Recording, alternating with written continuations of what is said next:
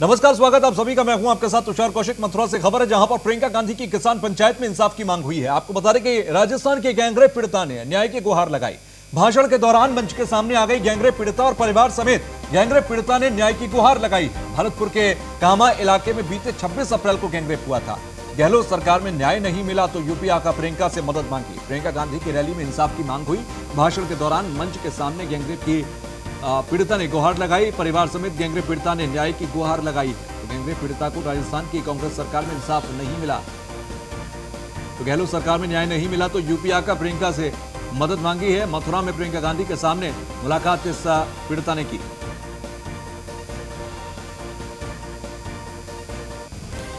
तो कुछ सवाल उठते हैं, क्या राजस्थान की कांग्रेस सरकार में न्याय नहीं होता है? सबसे पहला और महत्वपूर्ण सवाल कि मथुरा में आकर न्याय की गुहार उस पीड़िता को लगानी पड़ी। यूपी के मामलों में कांग्रेस एक्टिव और राजस्थान में डीएक्टिव, आखिर क्यों? यह भी महत्वपूर्ण सवाल है। राजस्थान में मासूम से हुए गैंगरेप के मामले में कोई कार्रवाई क्यों नहीं हुई?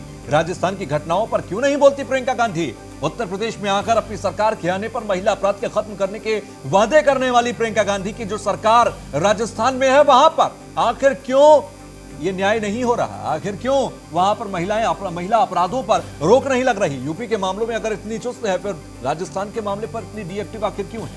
यूपी में मिलने जाती हैं, राजस्थान में क्यों नहीं जाती?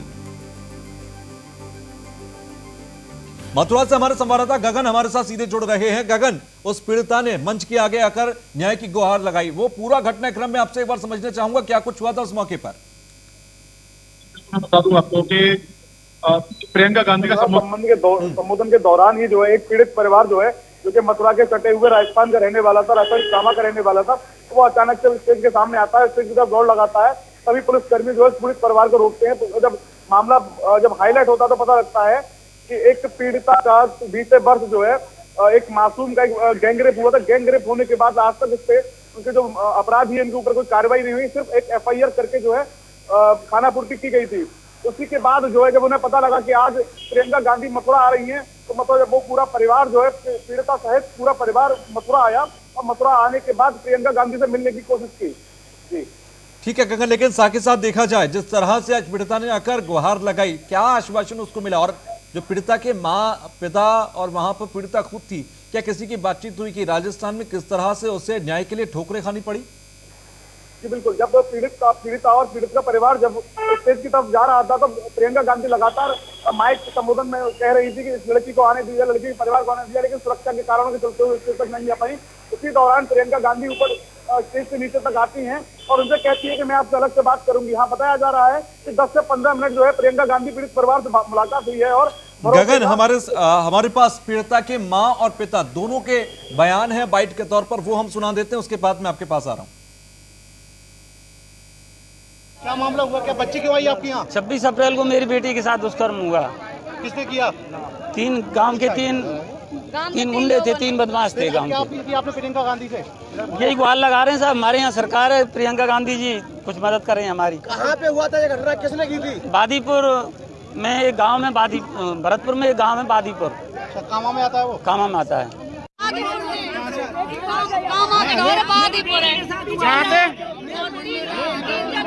उठा लेके पीछे थे।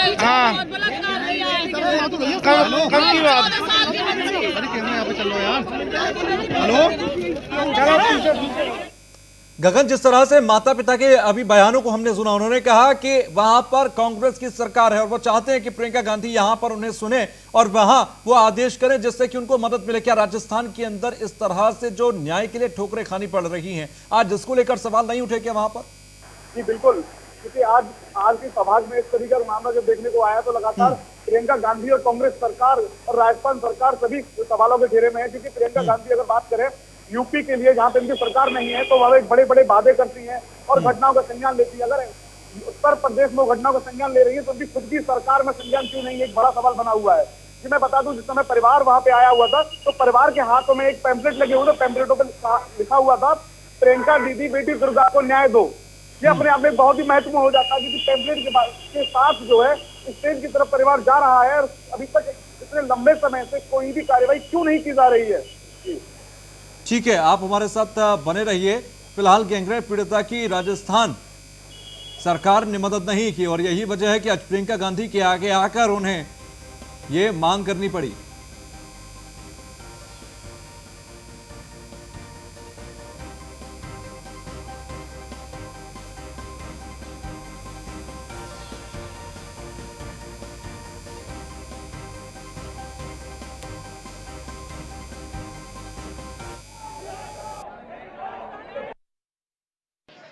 प्रधानमंत्री जी जो अपने शासनकाल में दुनिया के हर कोने तक पहुंच पाए, वे दिल्ली, इस देश की राजधानी जिसमें वो रहते हैं, उसके बॉर्डर तक नहीं पहुंच पाए। आपसे, किसानों से बात करने के लिए वो न आए, न उन्होंने किसी को भेजा और आपकी समस्याएं, उनकी सुनवाई नहीं हुई। जब नेता का अहंकार इतना बढ़ जाता है कि वो जनता से अलग हो जाता है, तो उसकी नीतियां जनता से भी अलग होती हैं और जनता की भलाई के लिए नहीं बनती। कवि रामधारी सिंह दिनकर जी ने कहा था, कृष्ण की चेतावनी के माध्यम से, कि जब नाश मनुज पर छाता है, पहले विवेक मर जाता है। इस सरकार का विवेक मर चुका है। ब्रज क्षेत्र की गौशालाओं का, जो गौशालाओं का केंद्र है, यहां पर गौशालाएं किस स्थिति में हैं आप जानते हैं। चाहे हाथ लक्ष्मीकांत वाजपेयी हमारे साथ बीजेपी से जुड़ गए हैं। लक्ष्मीकांत जी, बहुत बहुत स्वागत आपका। जी धन्यवाद। लक्ष्मीकांत जी, आज प्रियंका गांधी वाड्रा के अंदर एक के आगे रैली में एक ऐसी समस्या खड़ी हो गई, उस पर मुझे आपसे रिएक्शन लेना है। वो यूपी की कानून व्यवस्था पर बात कर रही थी और वहां राजस्थान के एक पीड़िता उनसे आकर न्याय की गुहार करने लगी, इस पर आपका रिएक्शन। कानून व्यवस्था तो हर राज्य की ठीक होनी चाहिए, यूपी की भी और यहाँ की भी, और विपक्ष के नाते उनको अपनी बात कहने का हक भी था। लेकिन उनको आईना दिखा दिया उस पीड़िता ने, चित्त पर उपदेश कुशल बहुतेरे, उत्तर प्रदेश में तो सवाल उठा रही हो, और जहां कांग्रेस की सरकार है राजस्थान, वहां के गैंगरेप पीड़िता को न्याय मांगने के लिए मथुरा आना पड़ा है। और ये न्याय तो अब ये विवेक की बात कर रही थी, अब इनके विवेक की परीक्षा है कि तो उनका विवेक कहाँ तक जागृत होता है। गुजरात राजस्थान की सरकार से कितना जल्दी वो न्याय दिलाएंगे और अपराधियों को सेफ्टी के पीछे पहुंचाने में सफल होंगी, और नहीं तो उनको हक नहीं है किसी अन्य दल के शासित राज्य की कानून व्यवस्था पर सवाल उठाने का। ठीक है, चलिए, बहुत बहुत शुक्रिया लक्ष्मीकांत जी हमसे जुड़ने के लिए, बातचीत करने के लिए।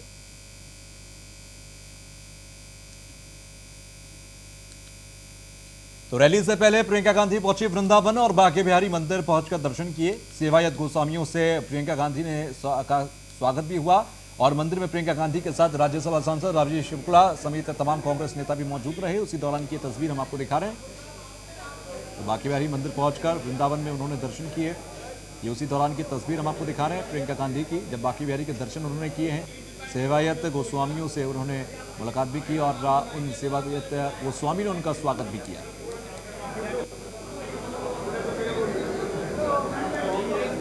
मना करने की मैं ऐसी बात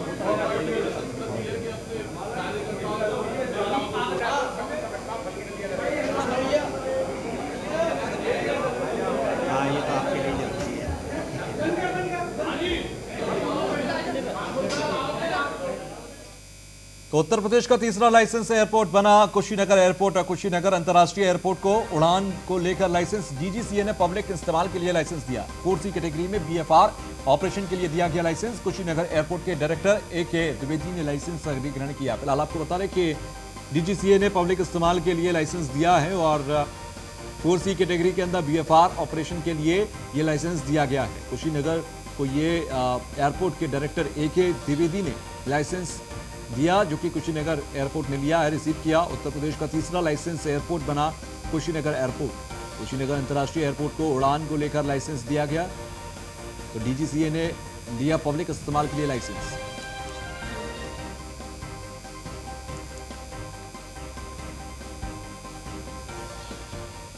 खबर लखनऊ से, जहां पर ग्रामीणों की शिकायत पर प्रशासन की बड़ी कार्रवाई हुई। अवैध निर्माण पर तहसील प्रशासन ने चलाई जेसीबी। तहसील प्रशासन के साथ भारी पुलिस बल भी मौजूद रही।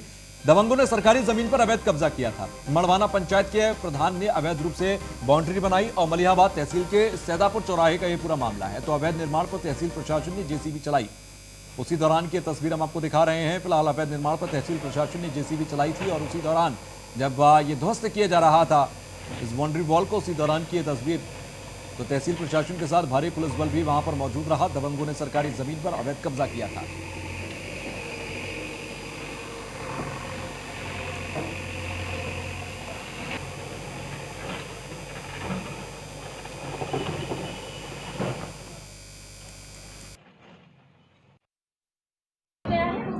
आप डिटेल दे दीजिए मुझे, मैं नोट कर ले रहा हूँ। एसडीएम मलिहाबाद से बात करेंगे। अगर अवैध कब्जा हुआ तो बिल्कुल खाली करा दिया जाएगा। इसमें प्लाटिंग करके बेच दिया गया है। अवैध कब्जा है तो हटा दिया जाएगा बिल्कुल, और अवैध कब्जादारों के विरुद्ध कार्रवाई भी करेंगे। आप उसका विवरण मुझे दे दीजिए, मैं नोट कर लेता हूँ।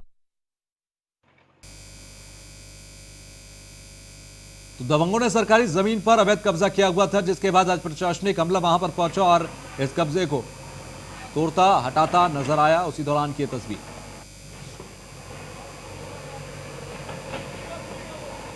बुलंदशहर दौरे पर आम आदमी पार्टी राज्यसभा सांसद संजय सिंह और कृषि कानूनों के खिलाफ यूपी यात्रा कर रहे हैं संजय सिंह। आम आदमी पार्टी के कार्यकर्ताओं को संजय सिंह ने संबोधित किया। बुलंदशहर दौरे पर आज पहुंचे थे आप राज्यसभा सांसद संजय सिंह और कृषि कानून के चलते वो यात्रा कर रहे हैं, भ्रमण कर रहे हैं। और संजय सिंह आज बुलंदशहर में अपने तमाम कार्यकर्ताओं को संबोधित करते नजर आए।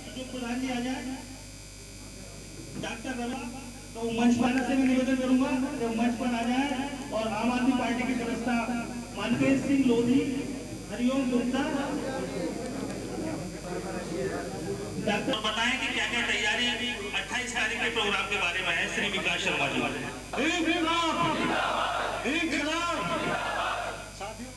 तो वहीं लखनऊ से खबर, ऊर्जा मंत्री श्रीकांत शर्मा ने बैठक की। ऊर्जा विभाग के अफसरों के साथ समीक्षा बैठक हुई। विधान भवन स्थित कार्यालय में समीक्षा की गई। सरकार सस्ती बिजली देने के लिए संकल्पबद्ध है, श्रीकांत शर्मा ने कहा। तो ऊर्जा मंत्री श्रीकांत शर्मा ने बैठक की थी। ऊर्जा विभाग के अफसरों के साथ ये बैठक समीक्षा बैठक की गई थी और विधान भवन स्थित कार्यालय में समीक्षा की गई थी। फिलहाल आपको बता दें कि सरकार सस्ती बिजली देने के लिए संकल्पबद्ध है, श्रीकांत शर्मा की तरफ से कहा गया।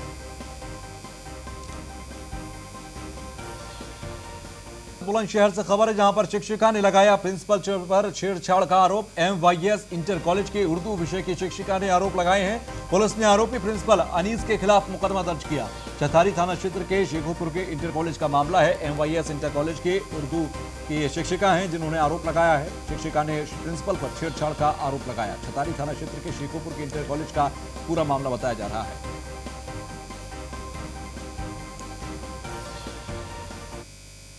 छतारी के शेखुपुर गांव में SYM इंटर कॉलेज है जो अर्ध सरकारी है। उसमें उर्दू की प्रवक्ता के साथ प्रिंसिपल जिसका नाम अनीस है उसके द्वारा अश्लील हरकत करने का आरोप लगाया गया था और उस आरोप की प्राथमिक छानबीन में आरोप सही पाए गए। 354A IPC का अभियोग प्रिंसिपल के विरुद्ध दर्ज कर गिरफ्तार कर जेल भेजा गया।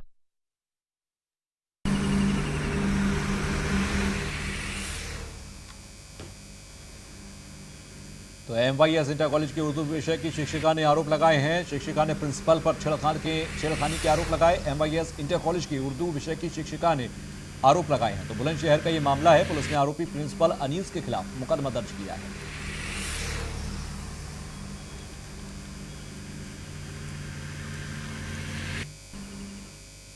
खबर नोएडा से है, जहां पर फ्लैट में मिला युवक का शव। बंद कमरे से आ रही थी बदबू और सूचना पर पहुंची पुलिस ने शव कब्जे में लिया। पुलिस ने शव को पोस्टमार्टम के लिए भेजा है। सेक्टर 71 की जनता फ्लैट के घटना है, जहां पर फ्लैट में मिला युवक का शव। नोएडा से यह खबर है। तो नोएडा में बंद कमरे से आ रही थी बदबू और सेक्टर 71 के जनता फ्लैट से ये शव बरामद हुआ है। तो ये एक युवक का शव बरामद हुआ। सूचना पर पहुंची पुलिस ने पोस्टमार्टम के लिए शव को भेज दिया है और तमाम जानकारियां जुटाई जा रही है।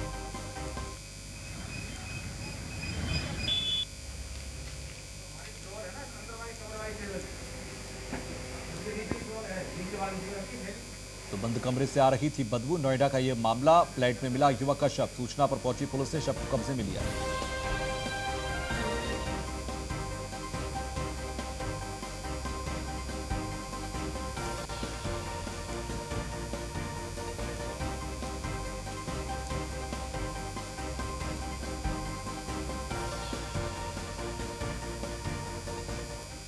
खबर गाजियाबाद से है, जहां पर गौतम बुद्ध नगर के चिपाइना गांव के अंदर लोगों ने चौकी का घेराव किया। एनएचएआई द्वारा बनाए जा रहे नेशनल हाईवे में NH9 में गांव के लोगों के इस्तेमाल में आने वाली सड़क को NHAI द्वारा पूरी तरीके से ध्वस्त कर दिया गया, जिसकी वजह से लोगों का घर से निकलना दुश्वार हो गया।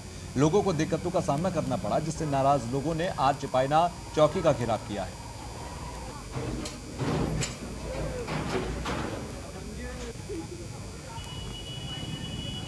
चिपाइना गांव के लोगों ने चौकी का घेराव भी किया। गाजियाबाद का ये पूरा मामला है।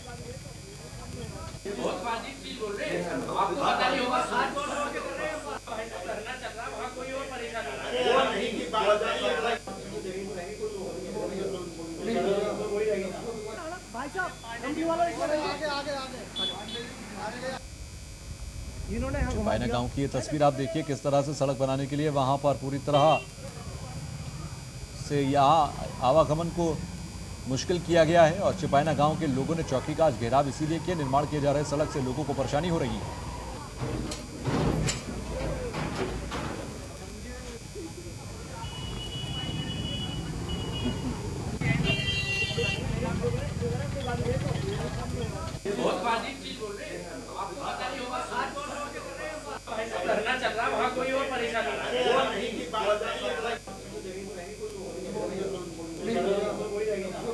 भाई साहब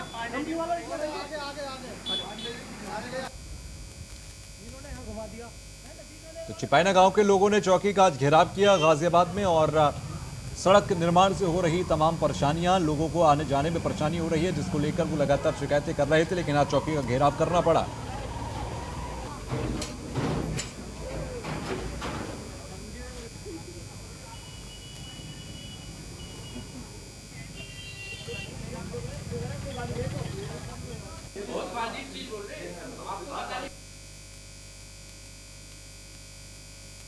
तो चिपाइना गांव के लोगों ने चौकी का घेराव किया था। गाजियाबाद से ये खबर है, सड़क बनने से लोगों को परेशानी का सामना करना पड़ रहा था।